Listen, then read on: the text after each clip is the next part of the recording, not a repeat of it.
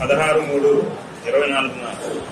జగన్మోహన్ రెడ్డి గారు చిడుగుపాయలో నా పేరు అద్దంకి కాన్స్టిట్యూన్సీ నుంచి ఎమ్మెల్యే అభ్యర్థిగా ప్రకటించడం జరిగింది. తెలియగానే నేను డైరెక్ట్ గా దైవ దర్శనానికి వెళ్లాలని చెప్పి ముందే అనుకున్నాను.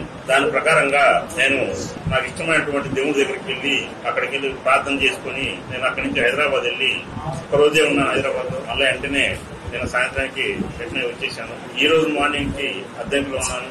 ఈ లోపలనే ఎల్లో మీడియా చేస్తున్నటువంటి దుష్ప్రచారం చాలా బాధేసింది. కానీ అనిగిరెడ్డి అనే వ్యక్తి అలాంటి వ్యక్తి కాదు. ఎవరైనా టికెట్ వచ్చిందంటే ఆనందపడి గంతులేస్తారు కానీ ఫోన్ స్విచ్ ఆఫ్ పెట్టుకుని దూరంగా పోయే పరిస్థితి ఎక్కడైనా ఇలాంటి విచిత్రమైన సంఘటన ఎక్కడైనా చూశారా అని చెప్పి నేను కూడా ఈ రోజు అందరిని అడుగుతా ఉన్నాను. రాబోయే కాలంలో కూడా చూస్తా ఉన్నట్లయితే తెలుగుదేశం వారికి అద్దంకి నియోజకవర్గం వాళ్ళకి పరిస్థితి అర్థమైంది. ఖచ్చితంగా రాబోయే కాలంలో వైఎస్ఆర్సీపీ గెలుస్తుందని వాళ్ళ సర్వేల ప్రకారంగా వాళ్ళ లెక్క ప్రకారంగా వాళ్ళకి అర్థమయ్యి ఏదో రకంగా ఇక్కడ దుష్ప్రచారం చేసి రకరకాల ఎత్తులేసి పై ఎత్తులేసి నేను గత 3 నెలలు చెప్తా ఉన్నాను. ఇక్కడ ఉన్నటువంటి గత ఎమ్మెల్యే 3 సార్లు నుంచి గెలుస్తున్నటువంటి ఎమ్మెల్యే మాయల మరాఠీ అని చెప్పి చాలా ఎత్తులు పై ఎత్తులు వేస్తారని చెప్పి అందరూ చెప్తా ఉన్నారు.